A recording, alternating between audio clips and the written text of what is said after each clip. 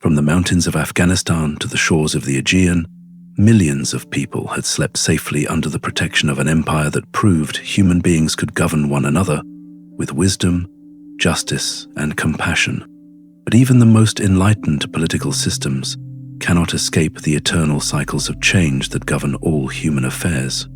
From the western mountains of Macedonia, a young king was advancing eastward with ideas that would transform, rather than destroy, Mesopotamian civilization, creating a new synthesis of cultures that would reshape the ancient world. The great gates of Babylon opened without resistance as Alexander of Macedon approached the city, 331 years before Christ.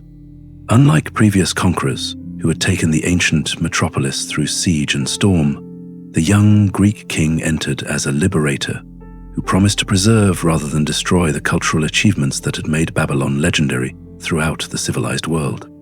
Alexander's approach to the cradle of human civilization reflected the sophisticated education he had received from Aristotle, the Greek philosopher who had taught him that true greatness lay not in destruction, but in synthesis, the ability to combine the best elements of different cultures into achievements that surpassed what any single tradition could accomplish alone. The spectacle of Alexander's entry into Babylon demonstrated this synthetic vision in practice.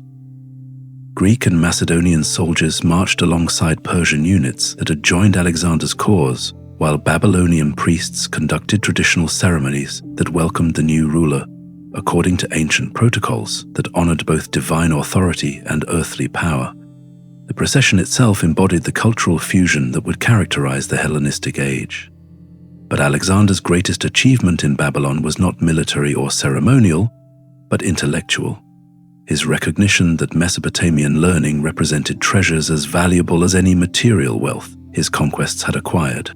The libraries and schools that had preserved and transmitted human knowledge for thousands of years would continue to function under his protection, their scholars now contributing to a cosmopolitan intellectual project that would span from Egypt to India.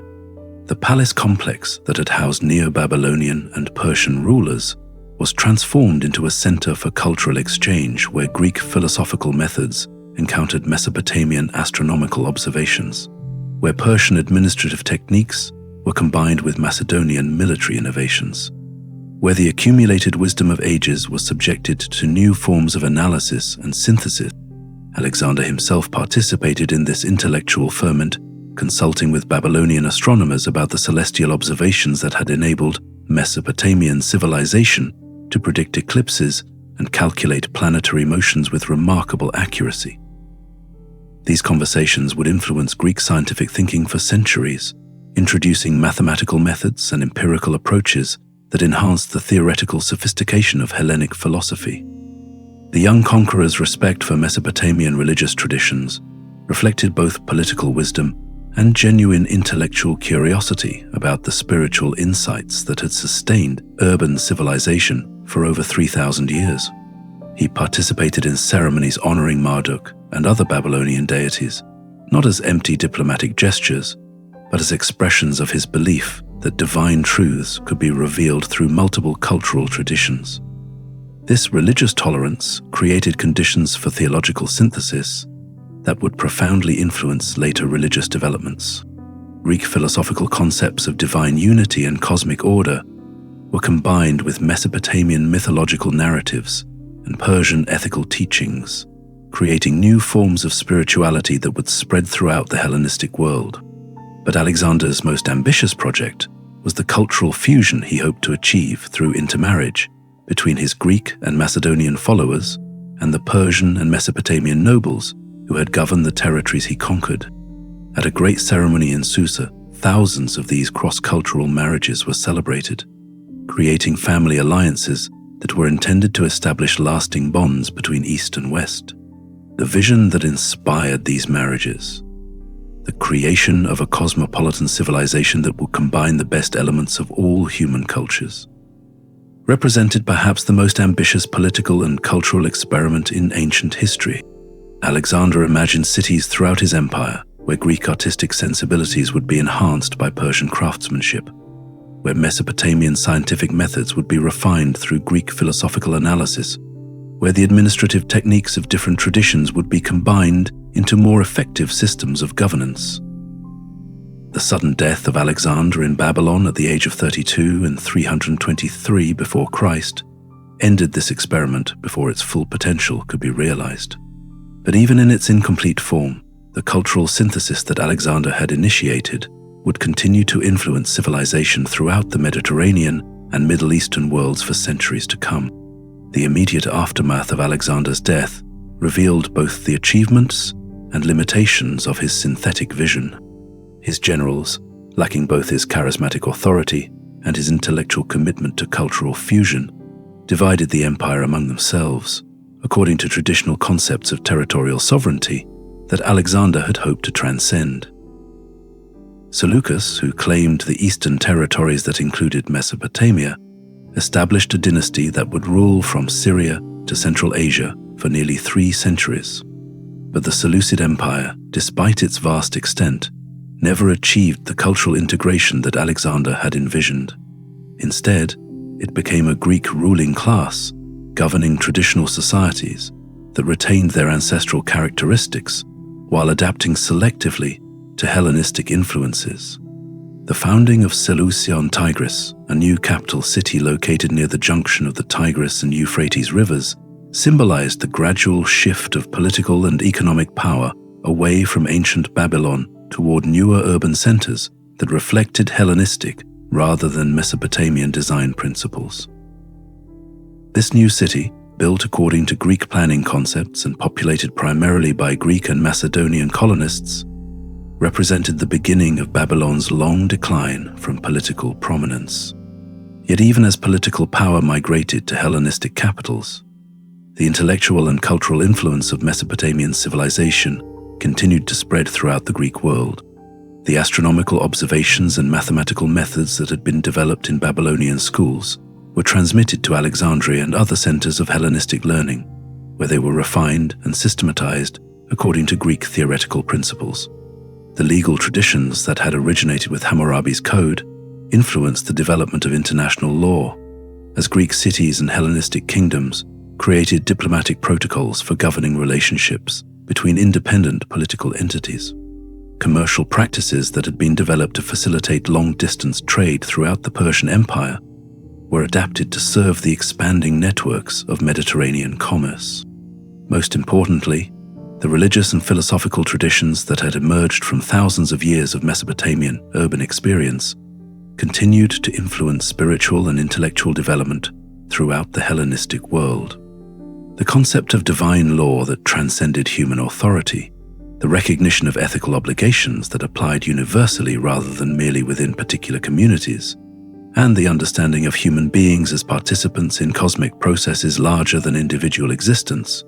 These ideas, which had reached mature form in Mesopotamian civilization, would become foundational elements of later religious and philosophical traditions. The gradual decline of Babylon as a political center did not represent the end of Mesopotamian influence on world civilization, but rather its transformation into cultural and intellectual contributions that would outlast any particular political system. The city that had given birth to law, literature, and systematic learning had planted seeds that would continue to grow long after its own political importance had faded. Under Seleucid rule, Mesopotamian scholars continued their work of preserving and transmitting human knowledge, but now their efforts served a larger intellectual community that extended throughout the Mediterranean world. Babylonian astronomical observations were incorporated into Greek theoretical frameworks, creating more sophisticated models of celestial motion. Mesopotamian mathematical methods were refined through Greek geometrical analysis, producing advances in both practical calculation and theoretical understanding. The artistic traditions that had reached their peak in Neo-Babylonian Babylon were adapted to serve Hellenistic aesthetic sensibilities, creating hybrid forms that combined Eastern techniques with Western design principles. Architecture, sculpture, painting, and decorative arts all reflected this cultural synthesis, producing works that transcended the limitations of any single tradition. As evening settled over the ancient city where human civilization had achieved some of its greatest triumphs, as oil lamps flickered to life in schools and libraries that continued to preserve the accumulated wisdom of ages, Something profound was ending, and something equally profound was beginning. The age of Mesopotamian political dominance was drawing to a close, but the intellectual and cultural achievements that had emerged from the land between the rivers would continue to influence human development for millennia to come. The beautiful ancient Babylon, no longer the center of imperial power, had become something more lasting, a symbol of human achievement that would inspire wonder and admiration until the end of time. In the quiet chambers where scholars continued their patient work of copying and preserving ancient texts, in the workshops where craftsmen maintained traditional techniques while experimenting with new forms, in the temples where priests conducted rituals that connected contemporary worshippers to spiritual traditions stretching back to the first cities, the twilight of one age was preparing the dawn of another. Under the eternal stars that had witnessed the entire sweep of Mesopotamian history, the people of Babylon rested peacefully in their ancient city, confident that their contributions to human civilization would outlast any political changes that the future might bring. Tomorrow would continue to reveal the enduring value of their achievements as the seeds they had planted continued to grow in soil prepared by their patient cultivation of human knowledge and wisdom. The Hellenistic age had begun, but it would forever bear the imprint of the civilization that had first taught humanity how to live together in cities, how to preserve thoughts in writing, how to govern justly according to written law, and how to seek understanding of the cosmos that contained all human experience. Our journey through the corridors of time continues as Mesopotamian intellectual achievements spread throughout the Hellenistic world, transforming into the scientific and mathematical foundations that still govern our modern understanding. To discover how the innovations born between two rivers became the hidden architecture of contemporary life. The science of the stars awaits.